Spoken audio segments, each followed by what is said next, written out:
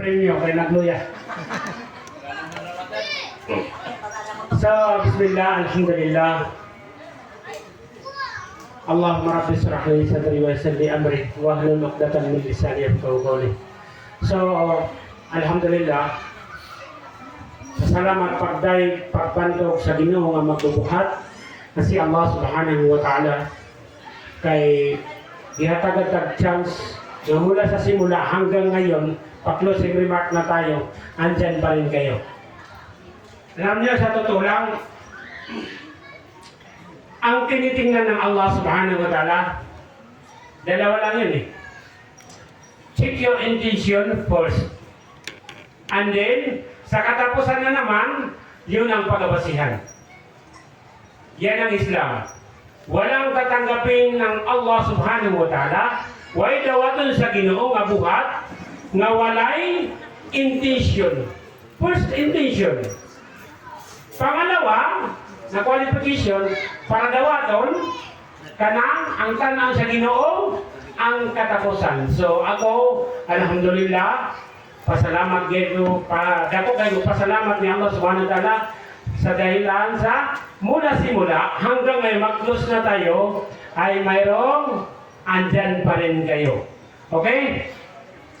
So ako lang respond mga igsoon kung katong topic ni Engineer Ganiha nga parte sa atong improvement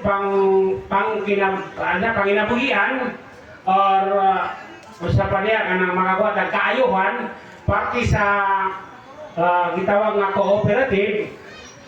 Open ang atong mosque, ang atong opisina sa 24 oras.